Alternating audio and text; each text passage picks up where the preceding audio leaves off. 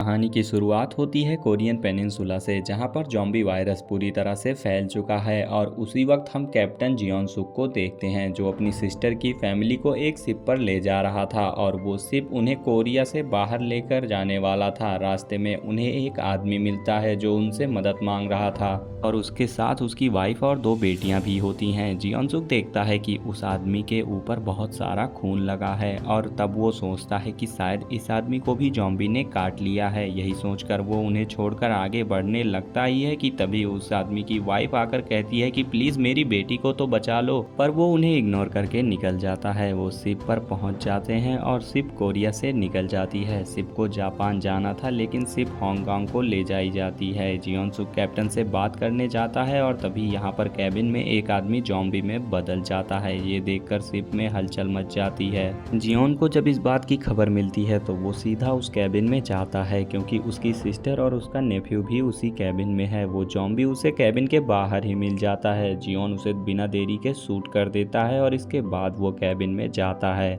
मगर वो देखता है कि कैबिन के सभी लोग इन्फेक्टेड हो चुके हैं। उन इन्फेक्टेड लोगों में उसकी सिस्टर और उसका नेफ्यू भी था। ये सोचकर जियोन अपनी सिस्टर को ले जाने लगता है, मगर वो अपने बेटे को छोड़कर नहीं जाना चाहती थी और बस थोड़ी ही देर में वो लड़का भी बाकियों की तरह ज़ॉम्बी बन जाता है। जियोन सबको रोकने की कोशिश करता है और देखता है कि उसका भांजा भी अपनी माँ को काट रहा है, लेकिन इसके बावजूद भी वो कुछ नहीं कर सकता था। तभी चुलमिन भी उसके पीछे आके कैबिन का दरवाजा बंद कर देता है। कैबिन के सारे ज़ॉम्बीज उसकी सिस्टर को खा रहे थे। इसके बाद हमें पता चलता है कि जो कुछ भी हुआ था वो 4 साल पहले हुआ था। उस शिप पर कुछ इन्फेक्टेड लोग थे जो उस शिप में सवार थे। इसके बाद हमें 4 साल बाद का समय दिखाया जाता है। वहाँ चुलमिन और जियोन दोनों हांगकांग में रह रहे थे। हांगकांग के लोकल लोग उन्हें बिल्कुल भी पसंद नहीं करते थे, क्योंकि वो रेफ्यूजीज थे। एक दिन कुछ गैंग मेंबर्स उनके पास आते हैं और उन्हें अपने बॉस के पास ले जाते हैं। उनका बॉस उन्हें एक जॉब ऑफर करता है। उन लोगों को 4 लोगों की एक टीम बनाकर दोबारा कोरियन पेनिनसुला में जाना था, जो अब बिल्कुल ज़ॉम्बीज से भरा हुआ है। उनका मिशन ये था कि पेनिनसुला में उन्हें एक फूड ट्रक को बाहर निकालना था जिसमें $200 मिलियन भरे हुए थे, और शर्त ये रखते हैं कि सभी टीम मेंबर्स को $2.5 मिलियन मिलेगा। इसके साथ ही वो ज़ॉम्बीज से बचने के लिए कुछ इंस्ट्रक्शंस भी देता है कि रात को ज़ॉम्बीज को दिखाई नहीं देता। रात में ज़ॉम्बीज आवाज का सहारा लेकर हमला करते हैं और कहता है कि वो लोग रात में ही मिशन को पूरा कर सकते हैं। उन्हें 2 सैटेलाइट्स फोन भी दिए जाते हैं और शिप के थ्रू बताई गई लोकेशन पर पहुंचा दिया जाता है। वो अपना मिशन कंप्लीट कर लें तो वापस आने के लिए फोन्स का इस्तेमाल कर सकते हैं। वो उस जगह पर पहुंच जाते हैं जहां एक ट्रक खड़ा था। तभी जियोन उस ट्रक के पास जाकर उस ट्रक को चेक करता है। तब उसे पता चलता है कि वो ट्रक उनका नहीं है। वो जैसे ही वापस घूमता है तब देखता है कि किसी की आवाज आती है। असल में एक बिल्डिंग जो गिरी हुई है उसमें ज़ॉम्बीज भरे हुए हैं। ये देखकर जियोन जल्दी से गाड़ी में बैठ जाता है और वो फिर से अपना ट्रक ढूंढने लगते हैं। उन्हें एक और ट्रक मिलता है। इसके बाद वो 3 एक साथ जाते हैं ट्रक को चेक करने के लिए, लेकिन वहाँ कोई और भी उनके ऊपर नजर रखे हुए था। वो ट्रक को खोल के देखते हैं कि वो पूरा ट्रक तो पैसों से भरा हुआ है। ट्रक को लेके वो वहाँ से बाहर निकलने ही वाले थे कि वो देखते हैं कि ट्रक का ड्राइवर तो ज़ॉम्बी बन चुका है, जिसे देखकर लग रहा था कि वो मर चुका है, लेकिन वो लोग गलत थे। जैसे ही चुलमिन ट्रक में कदम रखता है ज़ॉम्बी उस पर झपट पड़ता है, जिससे ट्रक का हॉर्न प्रेस हो जाता है और उसकी आवाज से पूरा एरिया गूंज जाता है। इस आवाज से ज़ॉम्बी भी एक्टिव होकर उनकी तरफ बढ़ने लगते हैं। ये स्लो ज़ॉम्बीज नहीं बल्कि कोरिया के अल्ट्रा फास्ट ज़ॉम्बीज थे। जियोन ज़ॉम्बीज को मारकर उन्हें कवर फायर करने की कोशिश करता है, लेकिन ज़ॉम्बीज तादाद में हद से ज्यादा थे। चुलमिन वापस जाकर कार में बैठ जाता है। ट्रक के स्टार्ट होते ही जियोन ट्रक में बैठ जाता है। इतनी मुश्किलों के बावजूद भी वो ट्रक को निकालने में सफल हो जाते हैं। वो अपनी टीम को मैसेज देने ही वाले थे कि तभी उनके आगे कोई फ्लेयर्स फेंकने लगता है। ये एक ट्रैप था ताकि लाइट्स की वजह से ज़ॉम्बीज उनकी तरफ आ सकें, और यही होता है। ज़ॉम्बीज उनकी तरफ आने भी लगते हैं। वो जल्दबाजी में कार को भगाते हैं। इसी वजह से उनकी कार भी क्रैश हो गई और उनका ट्रक भी कार से टकरा जाता है और जियोन सीधा ट्रक से बाहर जा गिरता है। वो देखता है कि उसके दोस्त मर चुके थे, मगर ऐसा नहीं था। चुलमिन ट्रक के पीछे घुस गया था, लेकिन ज़ॉम्बीज ने उन्हें चारों ओर से घेर रखा था, इसीलिए वो अपने दोस्तों को भी चेक नहीं कर पाता। ज़ॉम्बीज को देखकर वो हार मानने ही वाला था कि तभी एक कार आती है और उसे हेल्प करती है। कार में जून नाम की एक लड़की ड्राइव कर रही थी, उसके साथ उसकी छोटी बहन भी थी। वो जियोन को लेके निकलते हैं। ज़ॉम्बीज चारों ओर फैले थे। थे। वो बड़ी ही मुश्किल से कार को बचाकर वहां से निकलती है। जून कार को एक ब्रिज के नीचे पार्क कर देती है क्योंकि उनके सामने जॉम्बीज का एक बहुत बड़ा झुंड था। अब यहाँ पर जून की बहन समझदारी दिखाती है और अपनी मॉडिफाई रिमोट कंट्रोल से यहाँ पर जॉम्बीज का ध्यान भटकाती है और वो लोग सही सलामत से जॉम्बीज से बचकर अपने घर पहुंच जाते हैं, जहाँ पर उनकी मदर और फादर यहाँ पर इनका इंतजार कर रहे थे। ये वही कपल था जिन्हें 4 साल पहले जियोन नज़रअंदाज करके चला गया था, जिनकी जान बचाने से उसने इनकार किया था। आज उन्हीं ने उनकी जान बचाई है। दूसरी तरफ ट्रक के पास यूनिट 631 नाम का एक गैंग पहुंचता है, जिसका लीडर था फर्स्ट क्लास होंग। वो देखता है कि ट्रक का ड्राइवर जिंदा है, जिसे बचाने के बजाय वो उसे मार डालता है। ये लोग किसी जॉम्बी से कम नहीं थे। वो ट्रक को लेकर चल पड़ते हैं, ये सोचकर कि शायद वो फूड से भरा हुआ हो। वो अपने मिलिट्री कंपाउंड तक पहुंचते हैं। दूसरी तरफ जून के फादर रेडियो पर किसी से बात करने की कोशिश कर रहे हैं। उन्हें यकीन था कि उनकी मिलिट्री वाली फ्रेंड जेन उन्हें बचाने जरूर आएगी, लेकिन बैड न्यूज़ तो ये थी कि मिलिट्री ऑपरेशंस 4 साल पहले ही बंद हो चुके थे।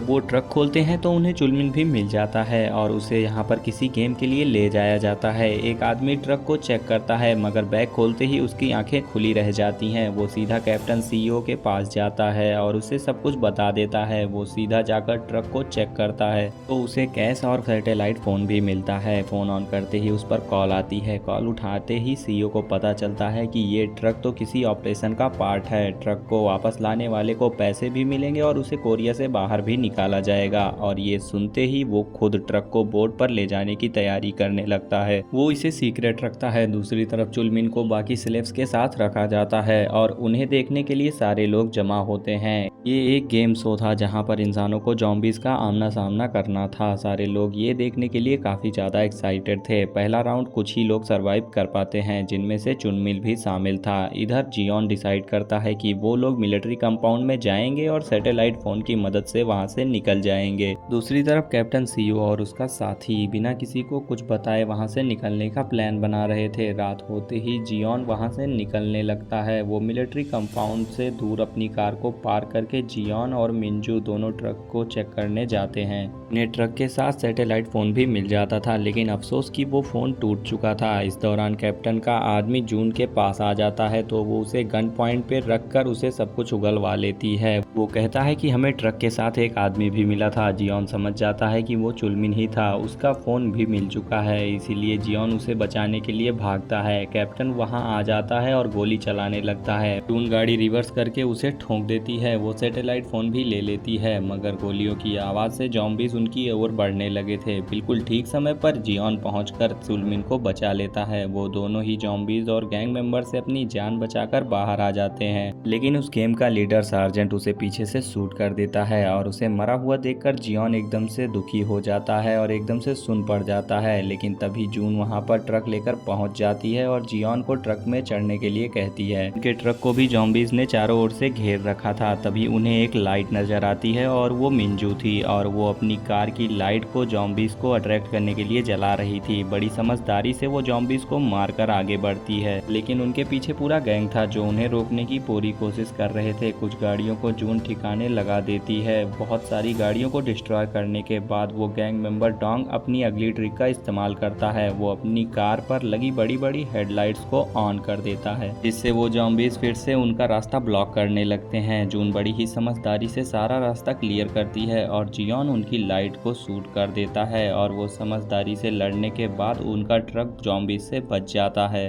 अभी कैप्टन सीईओ यहाँ पर आकर उसे टक्कर मार देता है और गन पॉइंट पर जून को लेकर जाता है। यहाँ छोटी बच्ची समझदारी से अपनी कार के जरिए उसका ध्यान भटकाती है और जून आज़ाद हो जाती है और वो गोली चला देता है जो कि उसके फादर को लग जाती है और वो ट्रक लेकर भाग जाता है। अब फिर से वो लोग पेनिनसुला में फंस जाते हैं। शिप पर जैसे ही वो ट्रक पहुँचती है, तुरंत चेक करने के बाद यहाँ पर सीईओ को वो सभी गोली मार देते हैं, लेकिन वो अभी मरा नहीं था। वो जोर से ट्रक को रिवर्स करता है, जिस वजह से दरवाजा खुलते ही जॉम्बीज अंदर आने लगते हैं। जून का फादर मर जाता है। उसके मरते ही एक मिलिट्री का चॉपर वहां से गुजरता है और सिग्नल देकर ये उसे रोक लेते हैं, मगर जून भाग नहीं पा रही थी। जियोन दोनों बच्चियों को चॉपर के पास ले जाता है और जून जॉम्बीज का मुकाबला कर रही थी। वो ट्रक में बैठकर हॉर्न प्रेस कर देती है जिससे कि सारे जॉम्बीज उसकी तरफ आ जाते हैं। चॉपर पर पहुंचकर वो देखते हैं कि वो कोई और नहीं बल्कि मेजर जेन ही थी जिसका उसके फादर ने जिक्र किया था। वो अपनी माँ की मदद करने को कहती है। वो दोनों बहुत रो रहे थे। जियोन इस बार उन्हें खोना नहीं चाहता था। वो अपनी बहन की तरह उसे मरते हुए नहीं छोड़ सकता था, इसीलिए वो उसे बचाने भागता है। जियोन जॉम्बीज का मुकाबला करता है। इतनी मेहनत के बाद वो उसे बचाकर चॉपर में बिठाकर पेनिनसुला से निकल जाते हैं और इसी के साथ कहानी खत्म हो जाती है। वीडियो अच्छी लगी हो तो लाइक और सब्सक्राइब करना मत भूलना। ऐसी ही रोमांचक कहानियों के साथ मिलते हैं नेक्स्ट वीडियो में।